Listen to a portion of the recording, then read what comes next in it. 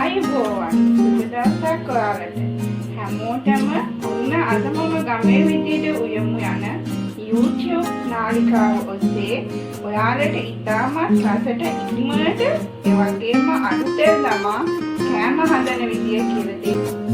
තන්දූරි chicken එක හදලා ඉවර වෙනකොට ඊට පස්සේ දහි බෑගයක් ඒ වගේම ලුණු, ගම්මිරිස්, සුදු ලුණු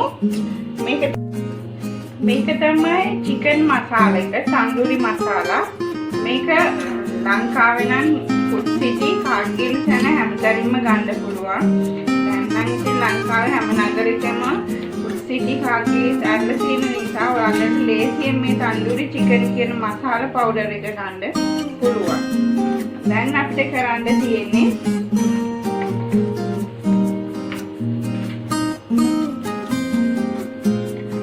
මේ චිකන් ටික මේකට දාලා මේ ඔක්කොම චිකන් හොඳ සාමාන්‍ය සයිස් එකකට කපාගෙන තියෙන්නේ.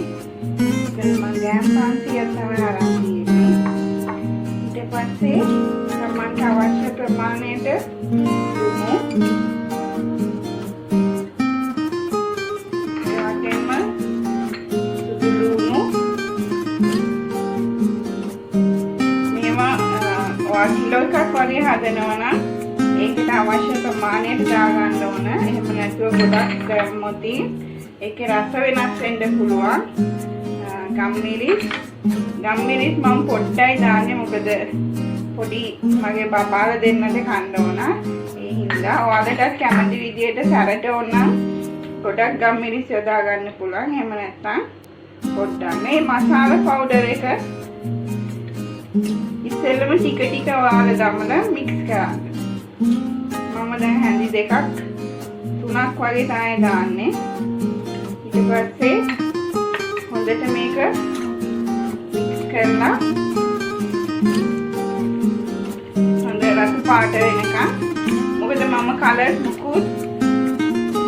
මුකුත් පාවිච්චි කරන්නේ. ඒ වගේම කර්ඩ් තමන්ට කැමති නම් කර්ඩ් දාගන්න පුළුවන්. එහෙම නැත්නම් මේ විදියට චිකන් එක හොඳට රතු වෙනකම් මික්ස් කරලා තව පොඩ්ඩක් තන්දූරි මසාලා දාගන්න. මොකද මේක ලිපේ තියෙනකොට වතුර ගතියට මේ මසාලා එක පොඩ්ඩක් දිය වෙනවා. එතකොට මේ චිකන් එකේ රතු පාට ගතිය නැති වෙලා යනවා. ඒ නිසා පොඩ්ඩක් මසාලා පවුඩර් එක වැඩියෙන් දාගන්න. දැන් මේ ඔයාලට පේන්නේ මම විනාඩි 10ක් මේ මිශ්‍රණය තියලා ඊට පස්සේ දැන් මම කොහොමද මේක තියාගන්නේ කියලා. මම විනාඩි 10කින් තිබ්බට පස්සේ මේ හොඳට ලුණු, ගම්මිරිස්, ඒ වගේම සුදු ලුණු ඔක්කොම හොඳට ඇතුළට චිකන් එක ඇතුළට වැදිලා හොඳට මික්ස් වෙලා තියෙනවා. දැන් මම මේකට පොඩ්ඩක් දෙහි මික්ස් කරලා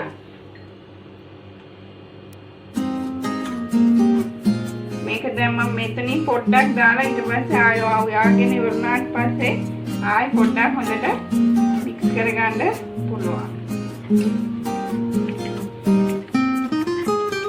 මේ විදිහට හොඳට මික්ස් කරගෙන උයාගන්න පුළුවන්. දැන් මම ඔයාලට පෙන්නන්න යන්නේ මම මේක උයනකොට ඔයිල් මුකුත් දාන්නේ නැහැ. නිකම්ම මදගින්දරේ පෑන් එකෙන් කොහොමද උයන්නේ කියලා. දැන් මම ඔයාලට පෙන්වන්නේ කොහොමද මේක කුක් කරගන්නේ කියලා.